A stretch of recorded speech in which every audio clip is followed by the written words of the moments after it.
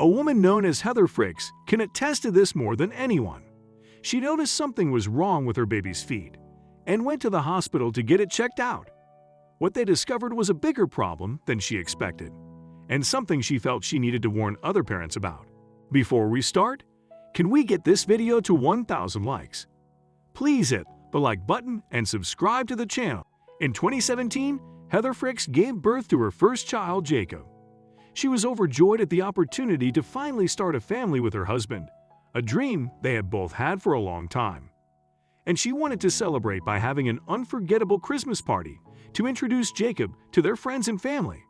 But her plans were sidelined when she discovered an odd mark on her son's toes.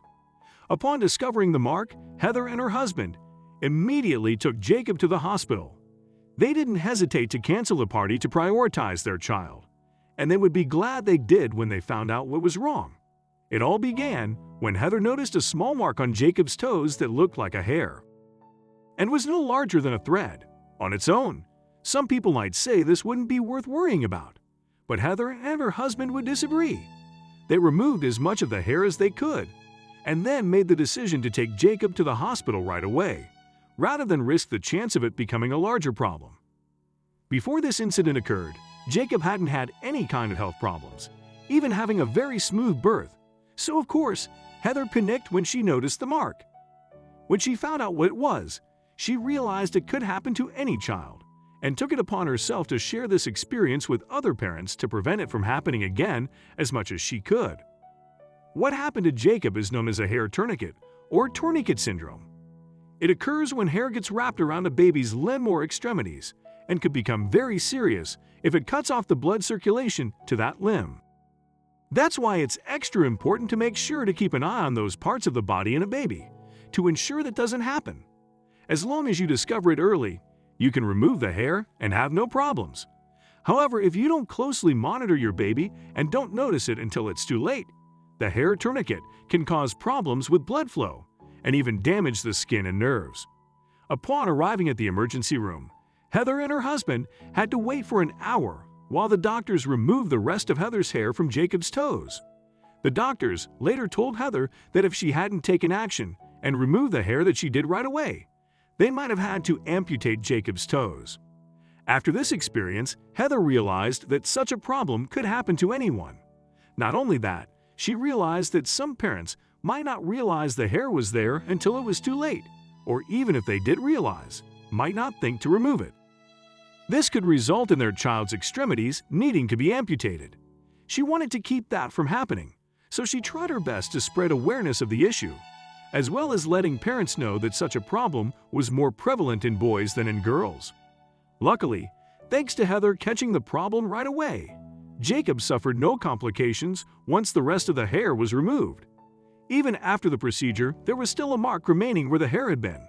That's how tight it was. Heather even shared a photo of Jacob's foot along with her post to show others an example of how bad it could be.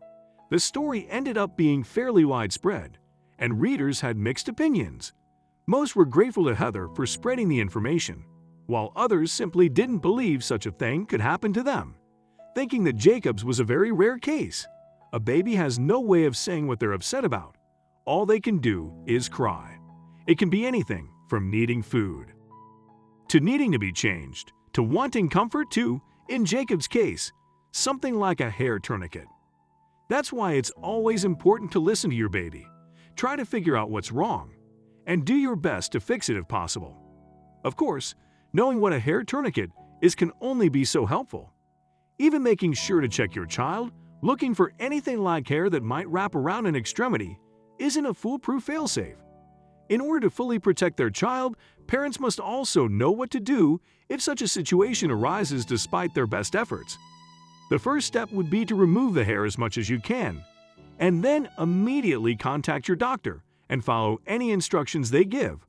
It's also important to treat the area of the hair tourniquet, usually with a doctor-recommended cream.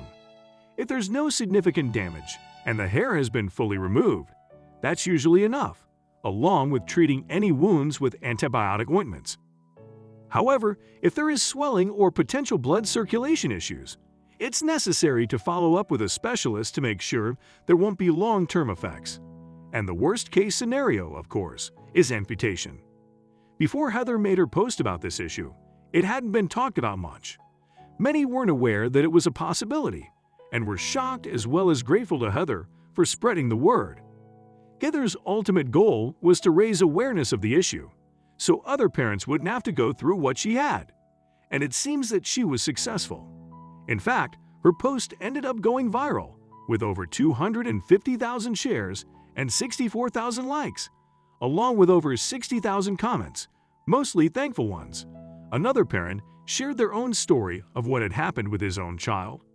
His wife had been the one to notice it when their daughter had been grumpy for no obvious reason. Another expert chimed in as well, adding that it was extremely important to catch such a situation early. If the parents don't notice or do anything about it for even just 2 or 3 days, the damage can be permanent. In 2010, Toulouse University Hospital conducted a study that revealed some new information about tourniquet syndrome.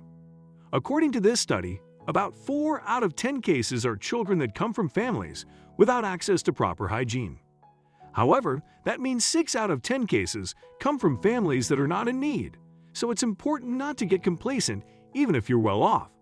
The best thing to do is to check your child's extremities regularly. A good time for this is when they're bathing, so that you can catch and remove any instances of hair tourniquet before it becomes a much larger problem.